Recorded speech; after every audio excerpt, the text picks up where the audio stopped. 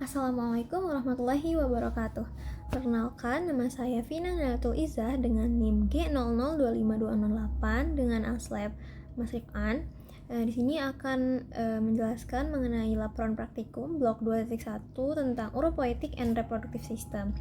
Yang pertama, learning objektifnya yang A, yaitu jelaskan anatomi penis, skrotum, dan testis. Kemudian jelaskan jalur perjalanan sperma dari testis hingga keluar melalui OUE atau ostium uretra externum. Kemudian yang C adalah jelaskan kemungkinan perbedaan anatomi dan klinis dari keluhan pada skenario yang telah dijelaskan pada soal, terutama yang mengarah ke torsio testis, varikokel, dan pembesaran prostat. Oke, pertama saya akan mulai dengan 1A dulu, yaitu mengenai anatomi penis. Jadi penis itu adalah suatu organ tubuler, kemudian yang digunakan sebagai alat kopulasi untuk pria. Kemudian penis ini homolog atau sama dengan glans klitoris pada wanita. Kemudian penis ini terdiri dari dua fixa. Yang pertama, dua pars, yang yaitu ada pars fixa dan pars libera. Nah, pars fixa ini yaitu bagian yang menempel atau tetap pada penis. Kemudian pars libera itu adalah bagian yang bebas atau yang menggantung seperti itu. Kemudian pars fixa itu dia terdiri dari bulbus dan crus penis, yakni yang di sini bulbus di bagian sini, crus penis yang di bagian sini, di bagian samping kanan dan kiri. Kemudian untuk pars libera atau bagian yang tidak terfiksasi itu ada corpus spongiosum dan corpora cavernosum. Nah, untuk corpus spongiosum sendiri dia itu berada di ventral corpus, kemudian akan dilewati oleh uretra pars spongiosa. Nah, kemudian bagian distalnya akan melebar menjadi glans penis yang ini, yang dimana di glans penis ini akan ditutupi oleh preputium dan di ujungnya adalah fossa navicularisnya. Kemudian untuk corpora cavernosa atau dia ini terdiri dari dua corpus cavernosus yang ada di bagian dorsal penis, di mana terdapat jaringan di mana corpora cavernosa ini sebagai jaringan erektil utama. Kemudian ruang-ruang corpora cavernosa akan membentuk suatu ruang bernama cavernae ataupun sinusoid cavernosum. Kemudian di tengah-tengah dari corpora cavernosa ini ada arteri profunda penis ataupun arteri cavernosus yang akan memvaskularisasi di si corpora cavernosanya. Nah, kemudian yang ini yang pars libera. Kemudian untuk pars fixanya di sini dia bulbus dan crus penisnya diperkuat oleh dua muskulus, yaitu ada muskulus ischiocavernosus yang akan menginsersi dari crus penisnya. Kemudian untuk muskulus bulbus spongiosus yang ini dia akan menginsersi dari bulbus penisnya. Jadi muskulus ischiocavernosusnya ini dia akan menginsersi crura penis, kemudian akan meningkatkan turgiditas, membatasi aliran vena keluar untuk mempertahankan dari ereksi. Kemudian untuk muskulus bulbus spongiosisnya dia akan membantu pengosongan uretra dari urin ataupun semen, kemudian akan meningkatkan tekanan jaringan erektil yang proksimal dan menekan vena dorsalis profunda. Oke. Nah, di sini bisa terlihat di sini bagian glans penis, kemudian ada koronanya, ada frenulumnya dan preputiumnya. Oke. Lanjut ke vaskularisasi dari penis. Nah, jadi arteri yang melewati penis itu adalah cabang dari arteri pudenda interna yang ke cavernosa, dan arteri pudenda externa yang akan vaskularisasi di superficial atau bagian kulitnya. Kemudian ada juga arteri bulbi penis yang akan vaskularisasi ke spongiosum. Kemudian untuk sistem vena. Sistem vena dari penis ini akan bermuara pada vena pudenda interna. Kemudian untuk limfatikanya, untuk di bagian kulit dan fasia penis ataupun struktur superficial itu akan dilimfatikai oleh nodi supermedialis dari nodi inguinalis superficialis. Kemudian kalau untuk profundanya atau bagian dalamnya, dia akan ke nodi iliaci interni. Ya. Okay. Kemudian lanjut untuk anatomi dari skrotum. Jadi skrotum ini merupakan lapisan pembungkus dari testis yang terdiri dari 9 lapisan, di mana 9 lapisan itu ada kutis atau kulit, kemudian yang kedua tunica dartos, kemudian yang ketiga fascia spermatica externa, kemudian ada musculus cremaster dan fascia cremasterica. Yang untuk lapisan 5 ada fascia spermatica interna, kemudian ada tunica vaginalis, yang lamina parietalnya, kemudian ada tunica vaginalis yang lamina visceral. Kemudian ada tunica albuginea dan yang terakhir ada tunica vasculosa. Oke. Di sini bisa dilihat masing-masing lapisannya dari 9 lapisan tersebut. Kemudian di sini yang lebih jelasnya. Kemudian skrotum ini adalah suatu lapisan yang berfungsi untuk mengatur suhu optimal untuk spermatogenesis atau perkembangan dari spermanya menjadi matang. Nah, kemudian pada bagian mediana dari skrotum ini ataupun yang disebut neter akan terdapat raphe skroti. Oke, kemudian untuk penggantungnya dari skrotum ini itu disebut funiculus spermaticus. Nah, funiculus spermaticus ini akan dibungkus oleh fascia spermatica externa di bagian ini, kemudian ada musculus cremasterica dan juga ada fascia spermatica interna. Jadi masih termasuk ke dalam 9 lapisan yang pembungkus skrotum. Oke, kemudian untuk anatomi dari testis. Jadi testis sendiri itu adalah organ yang homolog dengan ovarium pada wanita, sama-sama menghasilkan sel gamet. Kemudian testis ini terletak di dalam skrotum dan terdapat sepasang. Nah, testis kiri yang ini itu akan lebih pendek daripada atau lebih rendah daripada testis kanan karena funiculus spermaticusnya itu lebih panjang untuk yang kanan. Kemudian untuk lapisan pembungkus dari testis itu sendiri, di sini ada tunica vaginalis, ada parietalis dan juga visceralis, kemudian ada tunica albuginea dan tunica vasculosa dari lateral ke medial. Kemudian di sini ada yang dinamakan descensus testicularum atau proses penurunan dari testis itu sendiri. Jadi descensus testicularum itu adalah proses turunnya testis ke skrotum dari cavum abdomen selama masa embriogenesis. Jadi di sini bisa dilihat testis ada di sini di cavum abdomen dulu, di cavum peritonei, kemudian dia akan turun ke tempatnya di skrotum. Nah, penurunannya ini akan dipandu oleh gubernaculum testis, yaitu fiksator testis pada cavum abdomen, kemudian melewati suatu kanal yang disebut kanalis inguinalis, yaitu tempat keluarnya testis ke skrotum pada masa embriologi. Kemudian ada juga di sini obliterasi dari prosesus vaginalisnya. Oke, kemudian lanjut untuk vaskularisasi dan inervasi dari testis itu sendiri. Jadi testis ini divaskularisasi oleh arteri testicularis, cabang aorta abdominalis, dan ada juga arteri ductus deferens dan arteri cremasterica. Kemudian untuk venanya, dia memakai plexus venosus pampiniformis, yaitu ada testicularis dextra. Yang kanan ini akan langsung bermuara kepada vena cava inferior yang di sini. Kemudian untuk vena testicularis sinistra yang kiri, dia akan bermuara terlebih dahulu ke vena renalis sinistra, baru akan ke vena cava inferior. Nah, jika terjadi infeksi pada testis ini, limfonodi regional yang terpengaruh adalah para aorta ataupun lumbales. Kemudian untuk inervasi dari testis ini ada plexus testicularis yang ini, kemudian cabang dari segmen thoracica 10-12, kemudian ada nervus genitofemoralis juga, cabang dari segmen lumbal 1 dan 2.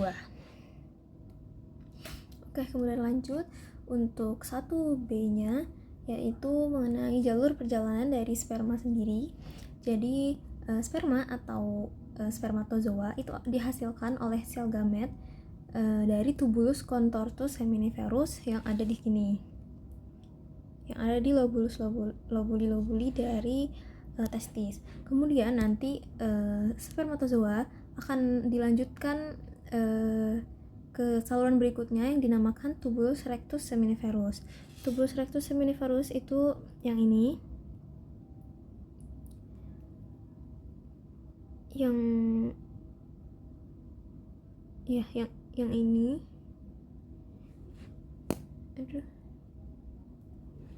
Oke. Kemudian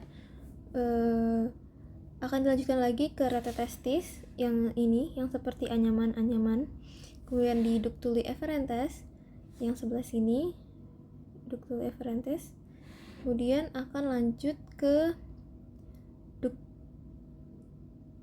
ductus deferens-nya epididymis.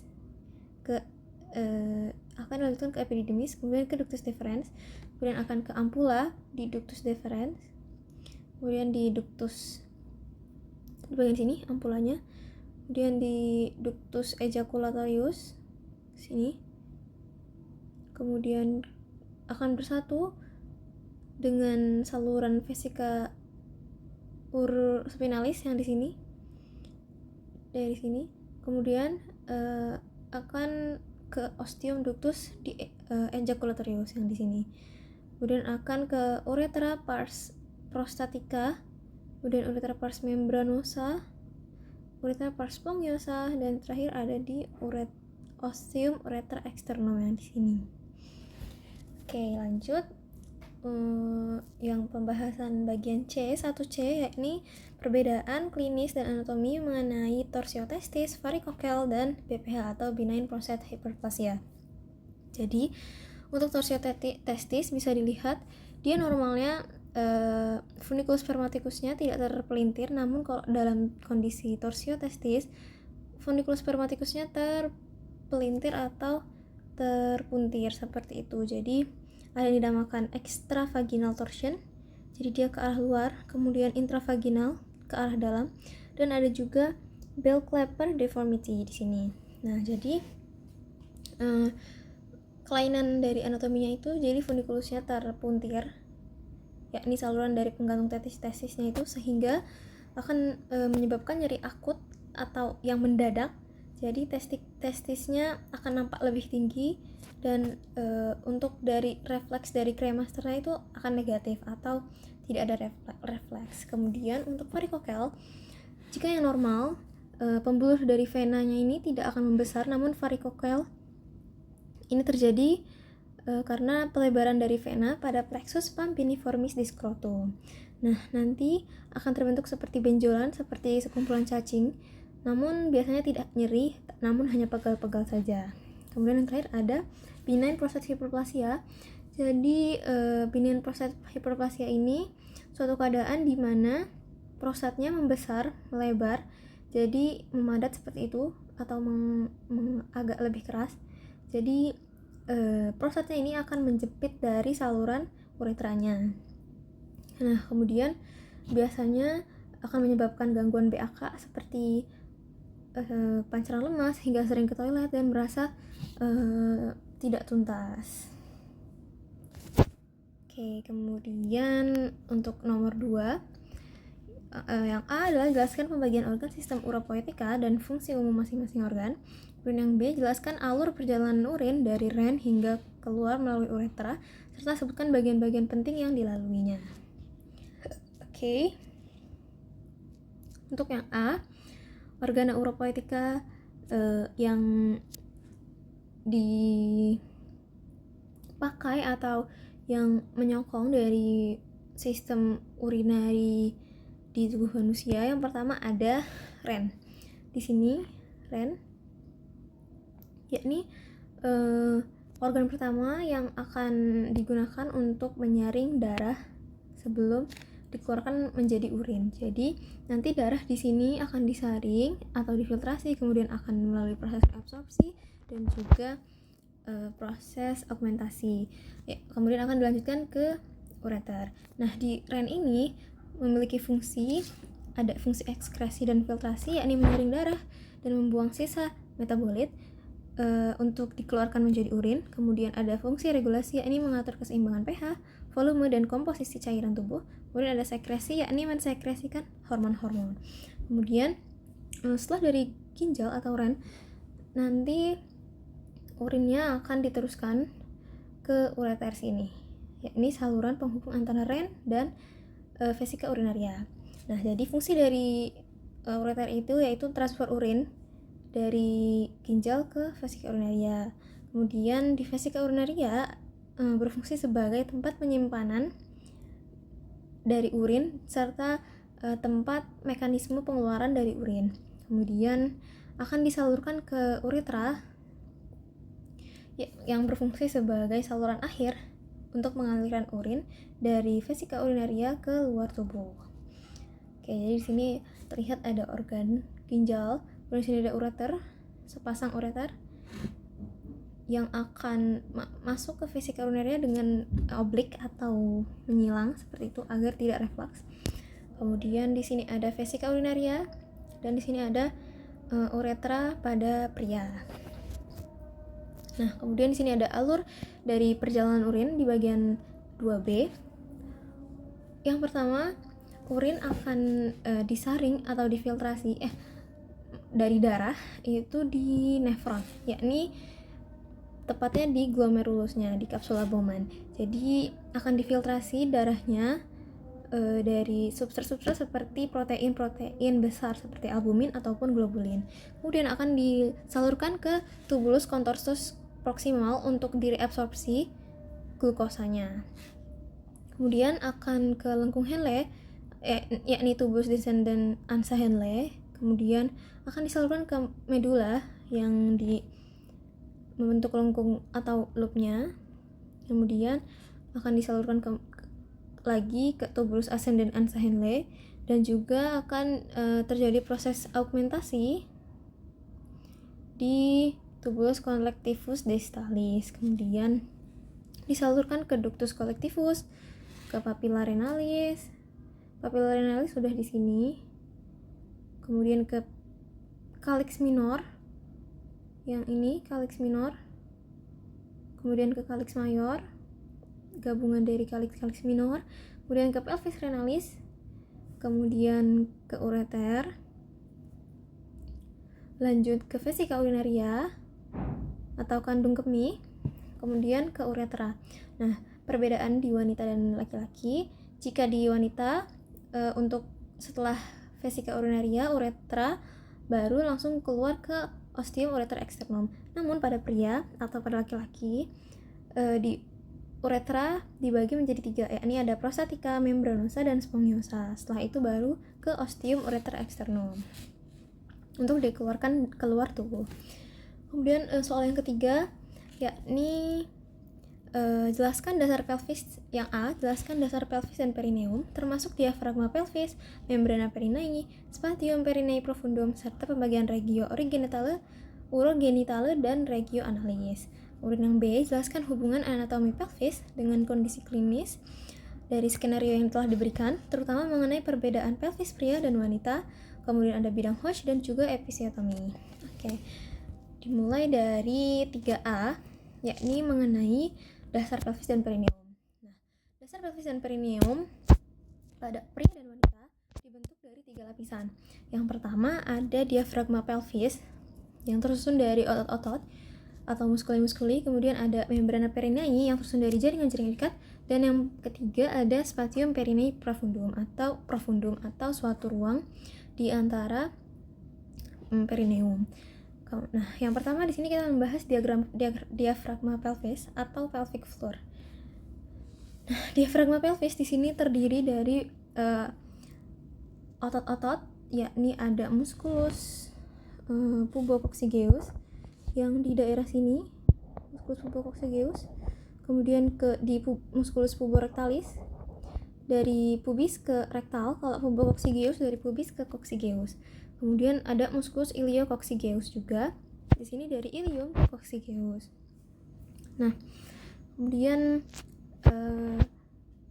diafragma pelvis itu sendiri fungsinya untuk menyokong dan menahan dari viscera-viscera pelvis sehingga akan mencegah organ-organnya untuk jatuh saat kita mengedan atau batuk. Oke.